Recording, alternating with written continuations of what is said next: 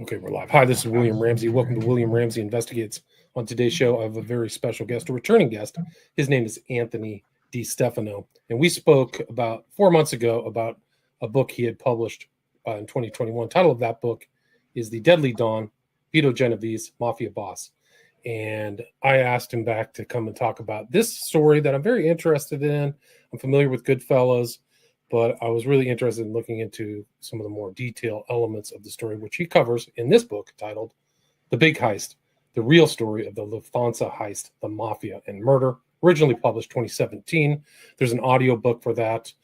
Just background for Anthony. Again, Anthony M. DeStefano has been a reporter for the past 20 years for Newsday in New York City, specializing in criminal justice and legal affairs. He's the author of The Last Godfather, King of the Godfathers, Mob Killer, The War on Human Trafficking, Gangland New York, among others. He's appeared on Biography Channel programs as an expert on organized crime and also speaks at academic conferences about crime and human trafficking. As a member of the staff of Newsday, Mr. DeStefano was on the team of reporters who won the Pulitzer Prize for Spot News in 1992 for the newspaper's coverage of the Union Square subway crash that happened in 1991. So I mentioned some of the titles of his books. Another one is Top Hoodlum, Frank Costello, Prime Minister of the Mafia, 2018. Also, the most recent, prior to The Deadly Dawn, was Gotti's Boys, the Mafia crew that killed for John Gotti, who comes up in this story in a kind of secondary role. For more information about Tony's work and upcoming events, check out www.tonydestefano.com and look for his Facebook pages under Anthony M. DeStefano and the King of the Godfathers, which I'll put in the show notes. But again, today we're going to talk about this book titled, again, The Big Heist, the real story of the Lufthansa Heist, the Mafia and Murder. So Tony DeStefano, welcome back to the show. No, thank you for having me again. Awesome. Well, so people may not have heard our earlier show. Can you do a brief overview of some of your work? You've been in New York City. This event happened in New York City. And then what led you down the road to investigate this? Well, in a nutshell, I was, at the time of Lufthansa, I was working with something called Fairchild Publications, which was a trade publication, which, among other things, published Women's Wear Daily and some other trade magazines. We got into the mob stuff by doing a series on organized crime in the garment district, the garment business in New York City, where it had been rife for many years. And that's how we got into it. We did a quick study. We were really babes in the woods, but we had to learn pretty quickly the history of the mafia in New York City and in the garment industry. So that's how I got into it. And one thing led to another. I spent a little bit of time at the Wall Street Journal doing some organized crime reporting. But then in '86, went to Newsday, where I been ever since, and written about organized crime, legal affairs, and a host of other criminal justice related topics. That is a broad brush portrait of my career. You mentioned, I think, the previous book we talked about, The Deadly Dawn. That was about Vito Genovese, the namesake of the Genovese crime family, who was a character many people may not focus on. But I've been pleasantly surprised to see that a lot of people are buying the book because Genovese is an interesting character in his own right. A flawed character in the sense that he caused a lot of his own trouble. He got nabbed in a drug case, and that sent him to prison for the rest of his life. And he had delusions of grandeur in one sense, wanted to be like the big boss of New York, but that rubbed people the wrong way. And he didn't really play well with other children in the mob. Let's put it that way. Right. So please continue. Yeah, that's it. For Vito. For Vito, right. So for Vito, but this story was big news in NYC. The date that the robbery happened, December 11th, 1978. Can you kind of talk about what it was like being in the city at that time and the news surrounding the heist, and then lead into the background of what happened? Yeah, I can. Look, the mob had a lot of tentacles in various industries in New York City. And the five families were really probably close to the peak of their power in this period. The Lucchese, the Gambino, the Bonanno, the Genovese, and the Colombo crime families, they were all really at their, I think, the peak. This is in '78, late '78. And it was through that they seemed to have control over a lot of police. There was police corruption. The mob knew its people in the police department they could work with and be sources of information. So it really was kind of a very raw time in law enforcement in the city. That's not to say, cops weren't doing their job. They were trying to make cases. But the mob, I think at this point, was probably on its final hurrah. Let's put it that way. As we got into the 80s, things started to fall apart. But the late 70s, I think, was an interesting time for the mob because they still had a lot of power and a lot of big characters. Right, and some of those you cover in this book, right? It's Paul Vario, Jimmy Burke. Can you talk about some of the characters surrounding the heist? Yeah, I mean, Paul Vario was a very important captain in, I believe it was the Lucchese crime family.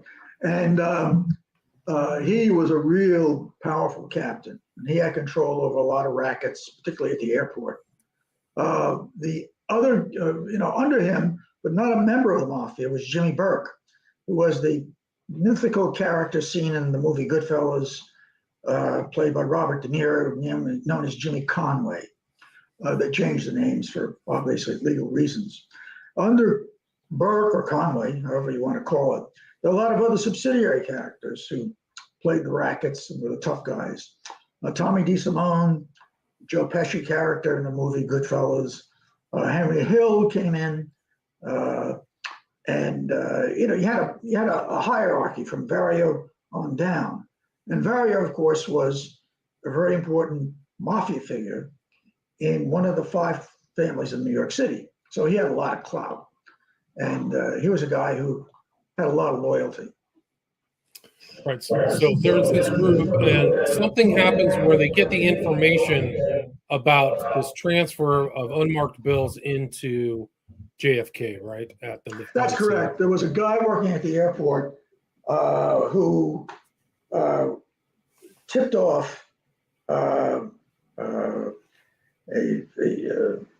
businessman in Queens who was into gambling and had a lot of gambling debts and knew a lot of the wise guys about a score, a lot of cash and jewelry, and a notes version.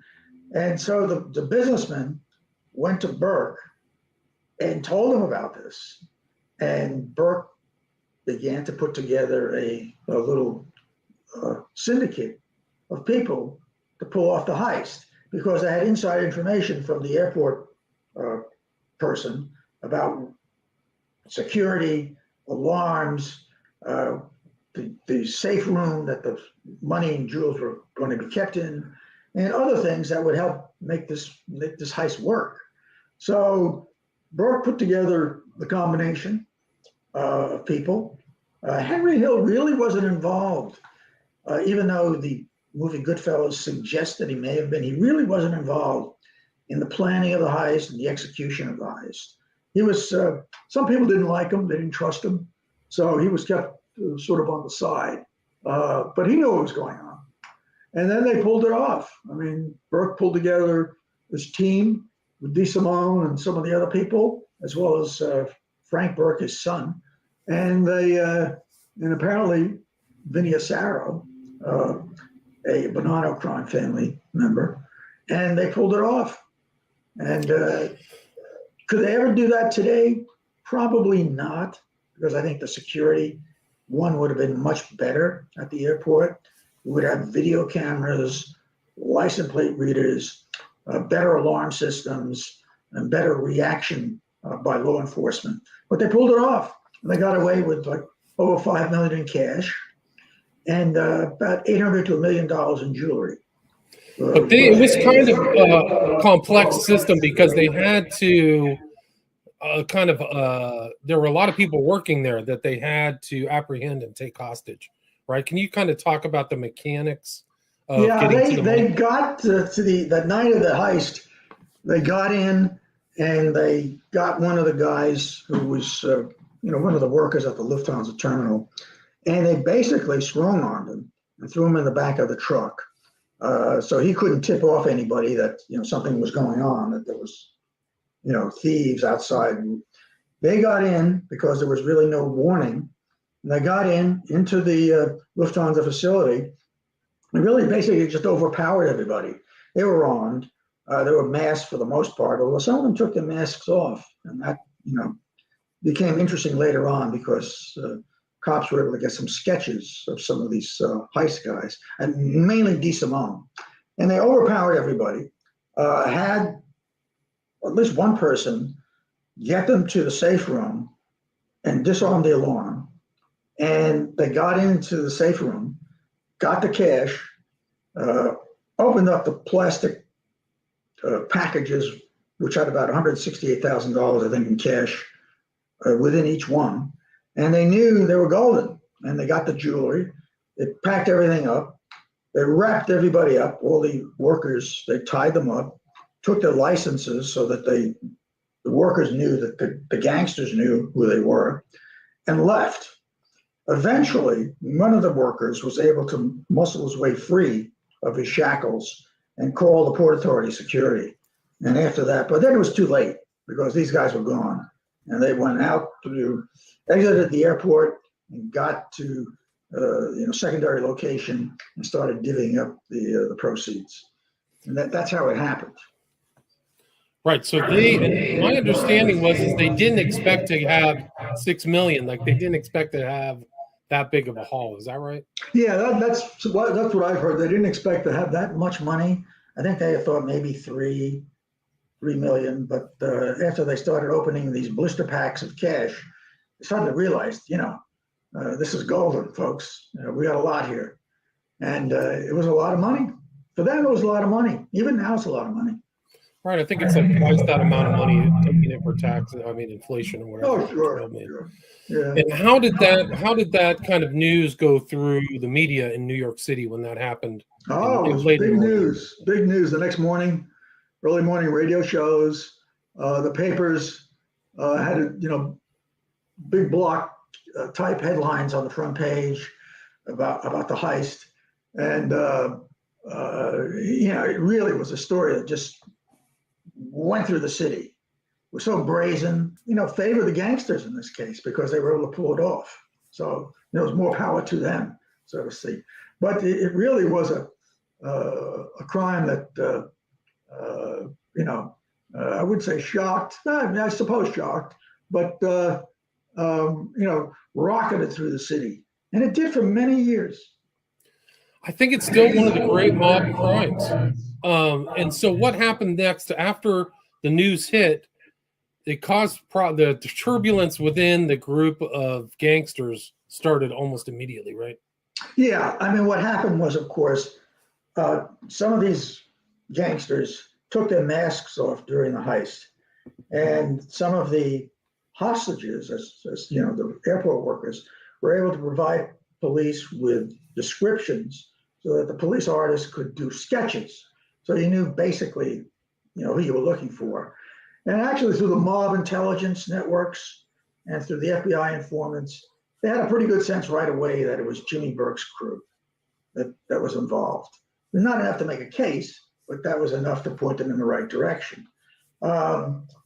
Things started to happen because Stax Edwards, he was an African-American, I guess, musician, was working with the gang, was supposed to get rid of the van that was used in the heist, but he didn't. Instead, he went to his girlfriend's to shack up for the night. And the van was illegally parked, and the cops ticketed it, and they found it right away because it matched descriptions. And they started dusting it for prints. So they were getting prints off the van. Stax, in the movie Goodfellas, Stax was killed.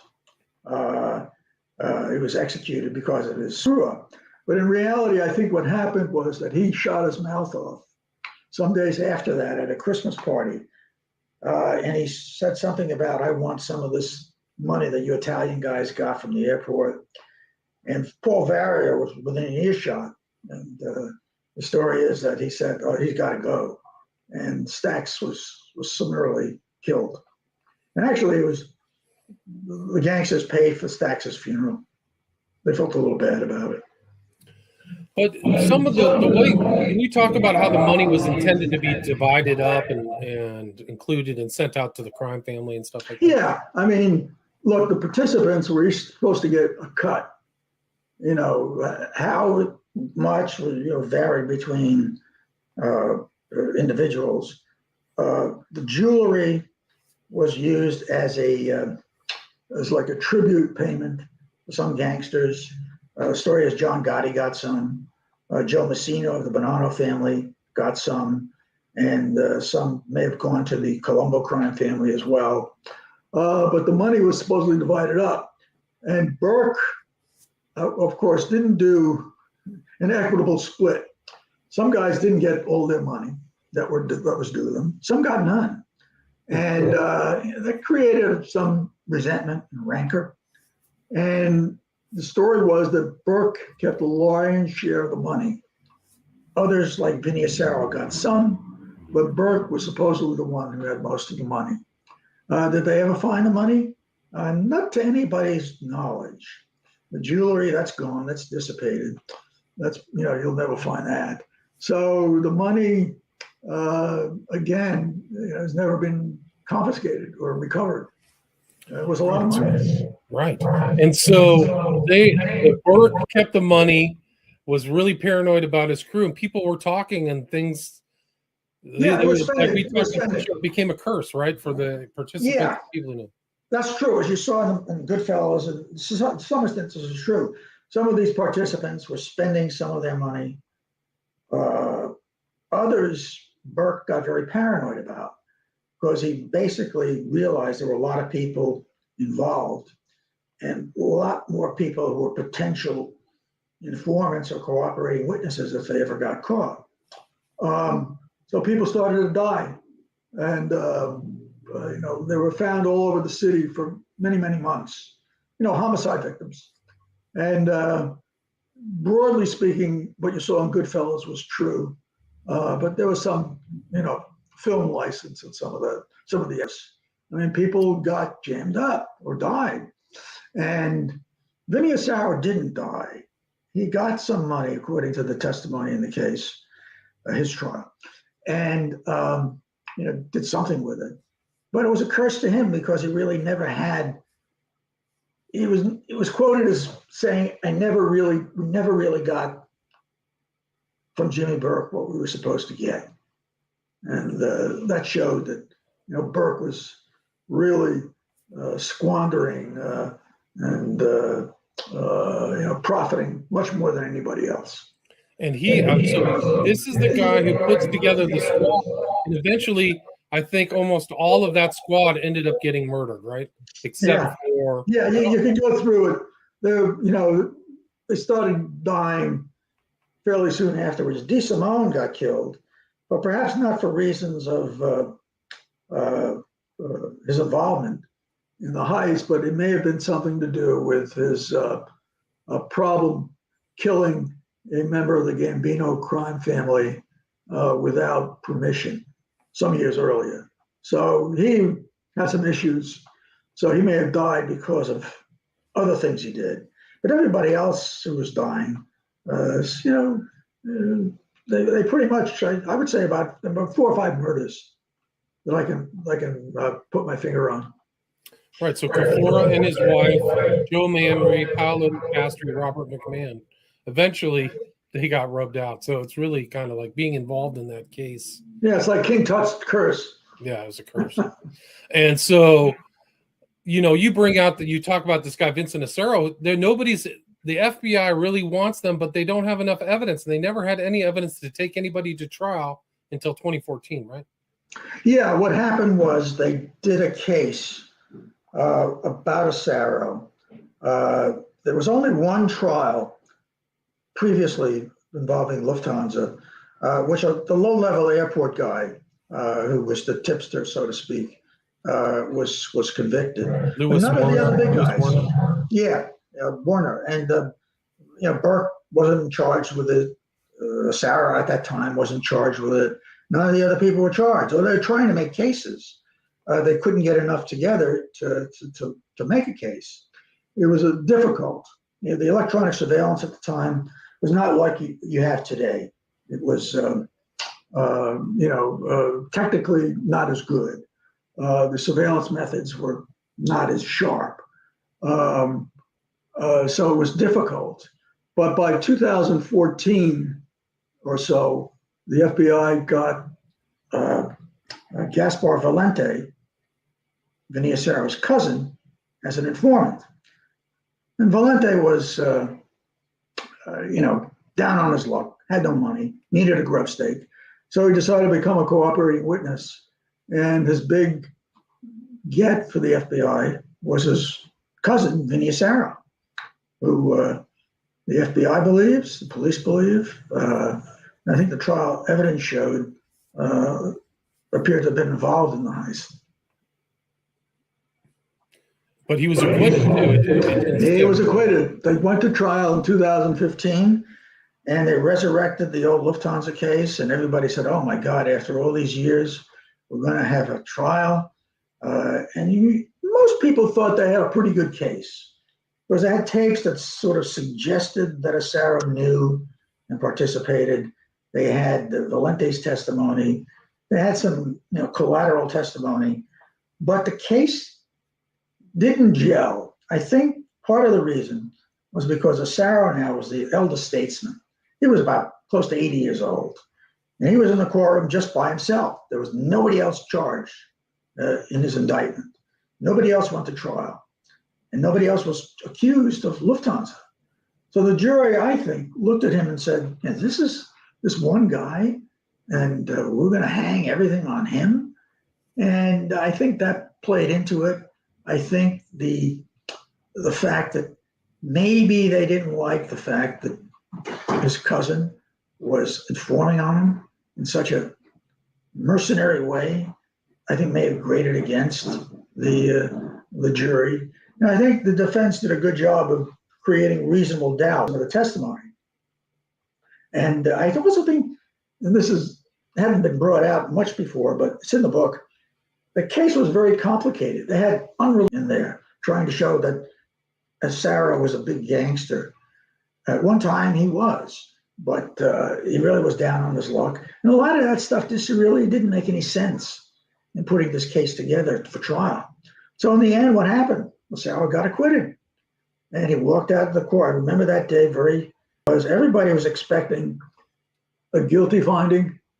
But I said to myself, there's a little window that Serra could wiggle through in terms of the proof in this case. And of course, he's denied ever having any participation in the heist, and denied testimony against him.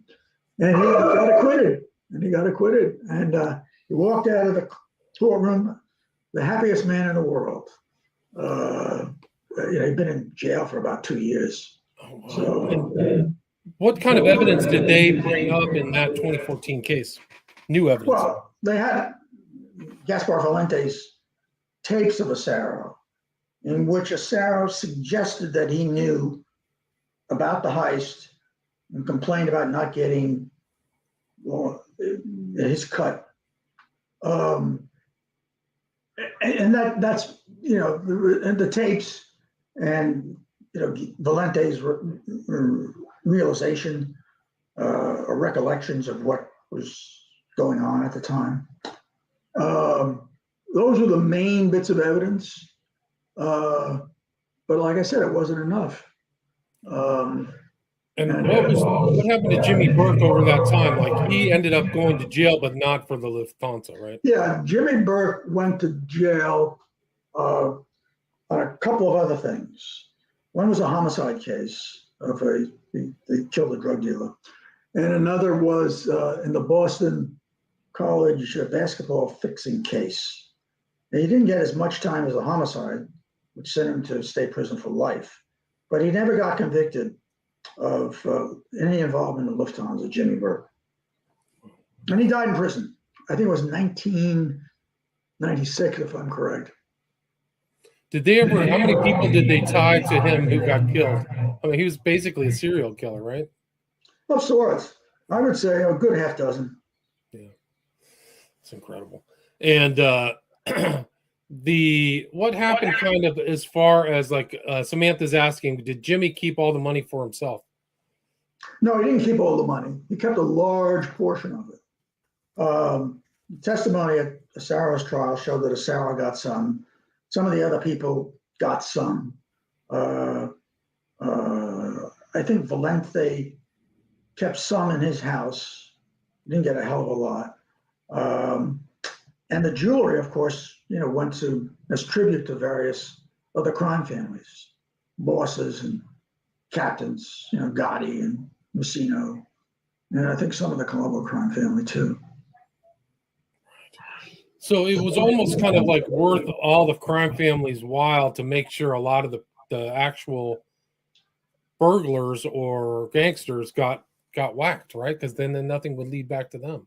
Well, certainly from Burke's point of view, I think he was paranoid and realized that he has to cut ties with anybody connected to the heist that he was not confident about. So people started to die, and that shows you, there's really no honor among thieves, certainly no protection of life.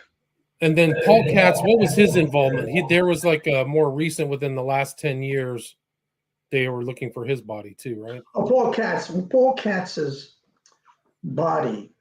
Paul Katz was a sort of hanger-on, a trucker who was like a hanger-on and part-time hijacker for Burke and his crew.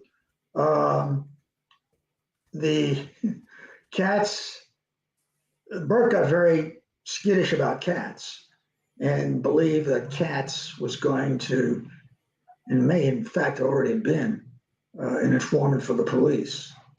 So they killed Katz. The testimony was that he was strangled. And then the testimony at Assaro's trial was that Katz was buried in the basement of a home of a relative in Queens, basement of a home of a relative of Assaro in Queens, sort of the Ozone Park area, and in the concrete for many years, until Burke got worried that they might find that body.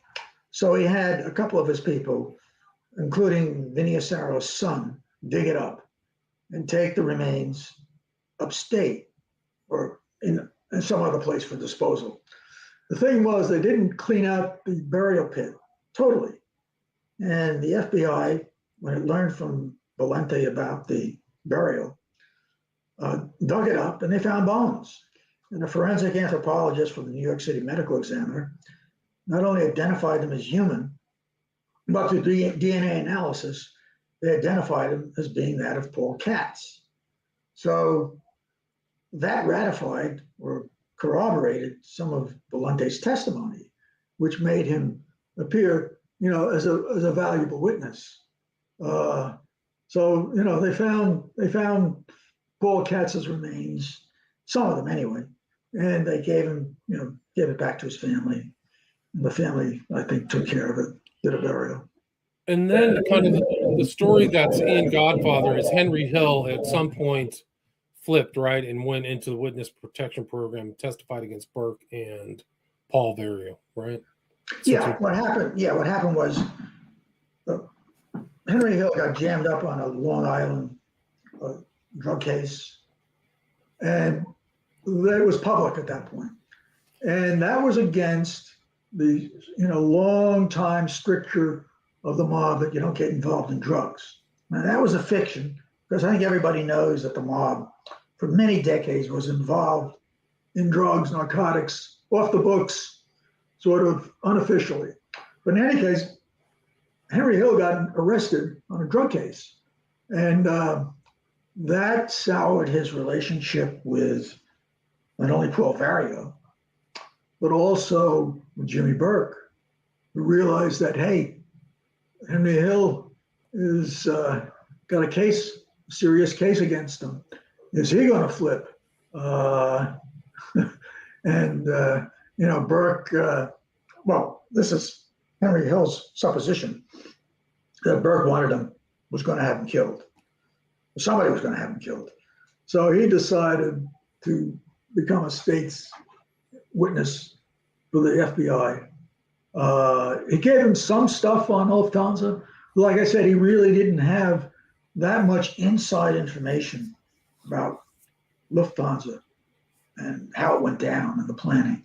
But he had a lot of middle information. He had information about the Boston College basketball case and other crimes. There were other crimes he was involved in.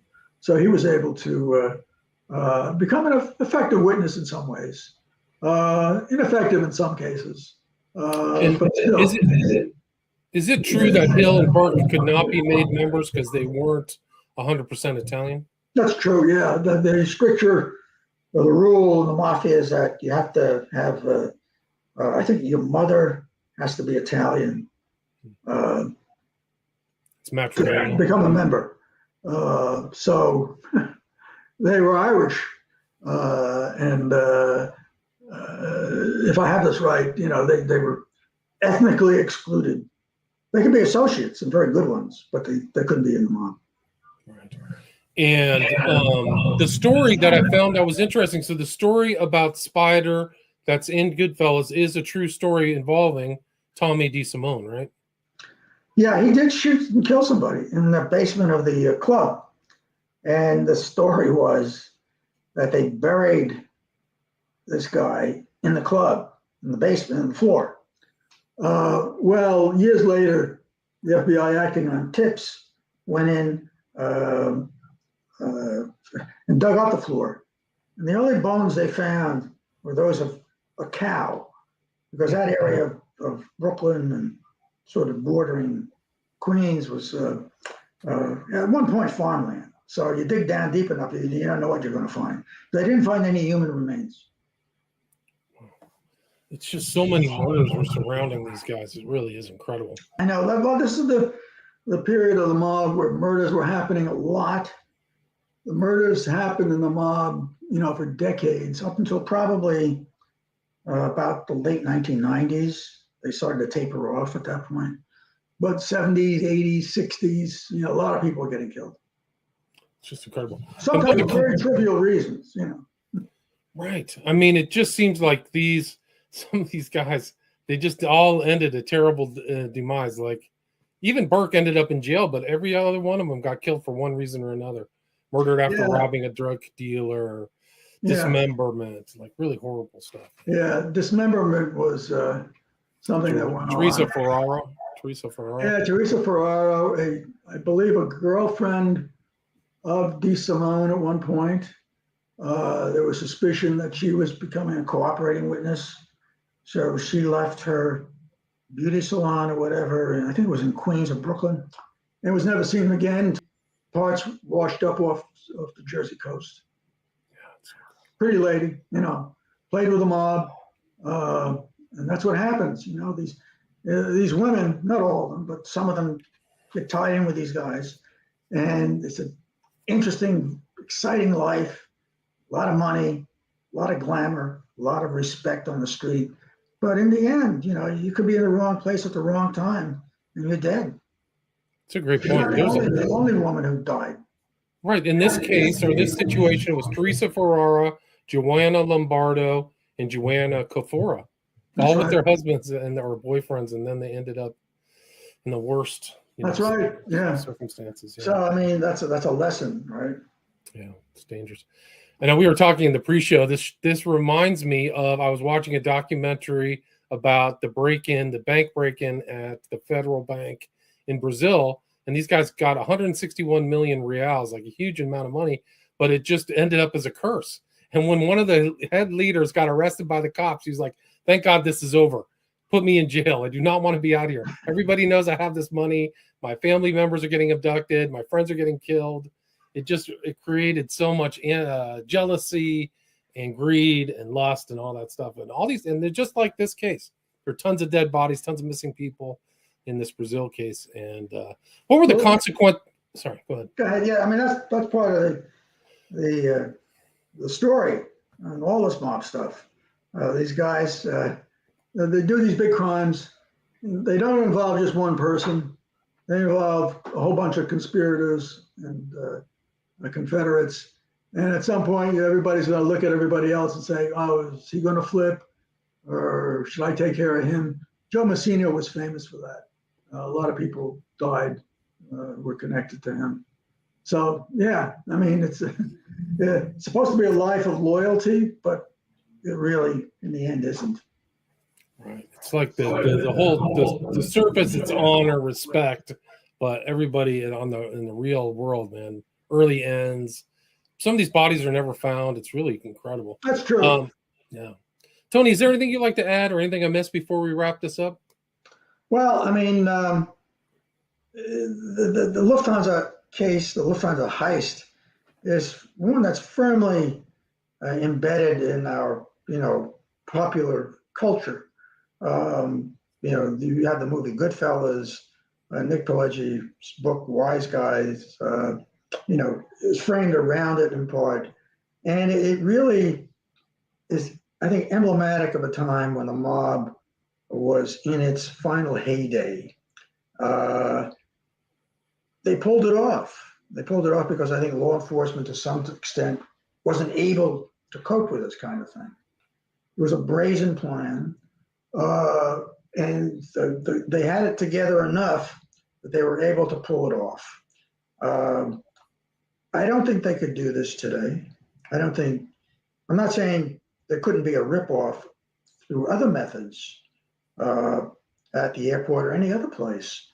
But I think it would be done differently. I think probably it would be done with paper transactions, fraud, something that doesn't take such a big strong arm, tactic. But then again, today in New York City and other places like Los Angeles, San Francisco, talk about strong arm tactics. You have these smash and grab robberies, sometimes taking significant amounts of jewelry and items from stores. So, I can't say that this strong arm stuff is passe, but certainly I think for the old gangsters, I think you're not going to see this. This is an age, time stamped in an age. And where's the best place to get the book? I know it's on Amazon. You have an audio book of this as well. There's a lot more details. Amazon.com, BarnesandNoble.com. Some bookstores will have it for you. It's out there, so you can get it. It's still current. Yeah, and there's a lot more details about this whole story that you have outside of the film. There's a lot more things going on under the surface. And the best place to reach you, Tony, is at your website, TonyDeStefano.com, correct? That's correct. Yeah, TONY, DeStefano, last name, .com. And that's the best way. So I'm on Facebook also, as you said, is either Anthony M. DeStefano or Tony DeStefano. Either one will work. And I will put those links into the show notes. So if people have follow-up questions, please reach out to Tony. And again, the title of the book that we talked about today is The Big Heist, the real story of the Lufthansa Heist, the Mafia, and Murder, originally published 2017 by Tony DeStefano. Thanks so much for your time, Tony. No, thank you. All right, take care. Stay there.